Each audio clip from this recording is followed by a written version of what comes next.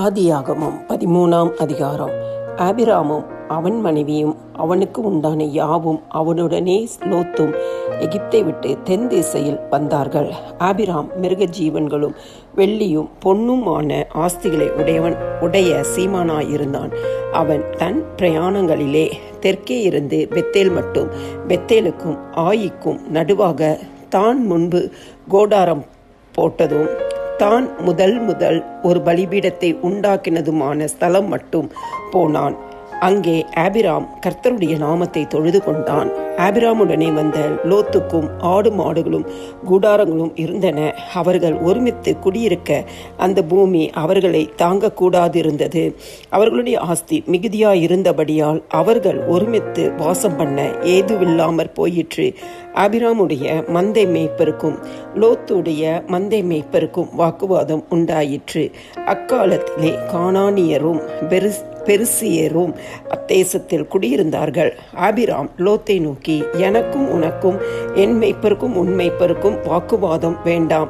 நாம் சகோதரர். இந்த தேசமெல்லாம் உனக்கு முன் இருக்கிறது அல்லவா? நீ என்னை விட்டு பிரிந்து போகலாம்.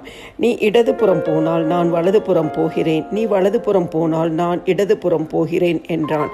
அப்பொழுது லோத்து தன் கண்களை ஏறெடுத்து பார்த்து யோர்தான் நதிக்கு அருகான சமபூமி முழுவதும் நீர்வளும் பொருந்தினதாயிருக்க கண்டான்.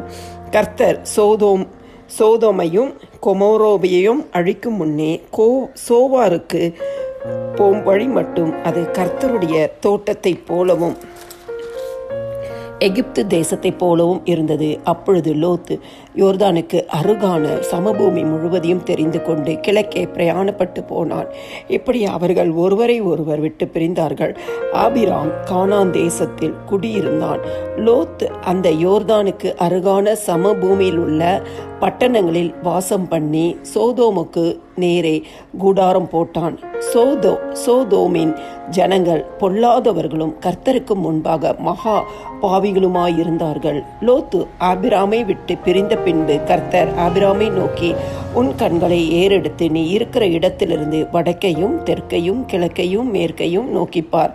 நீ பார்க்கிற இந்த பூமி முழுவதையும் நான் உனக்கும் உன் சந்ததிக்கும் என்றென்றைக்கும் இருக்கும்படி கொடுத்து உன் சந்ததியை பூமியின் தூளை போல பெருக பண்ணுவேன். ஒருவன் பூமியின் தூளை எண்ணக்கூடுமானால் உன் சந்ததியும் எண்ணப்படும். நீ எழுந்து தேசத்தின் நீளமும் அகலமும் எம்மட்டோ அம்மட்டும் நடந்து திரி, உனக்கு அதை தருவேன் என்றார். அப்பொழுது ஆபிராம் கூடாரத்தை பெயர்த்து கொண்டு போய் எபிரோனில் இருக்கும் மம்ரேயின் சமபூமியில் சேர்ந்து குடியிருந்து அங்கே கர்த்தருக்கு ஒரு பலிபீடத்தை கட்டினான்.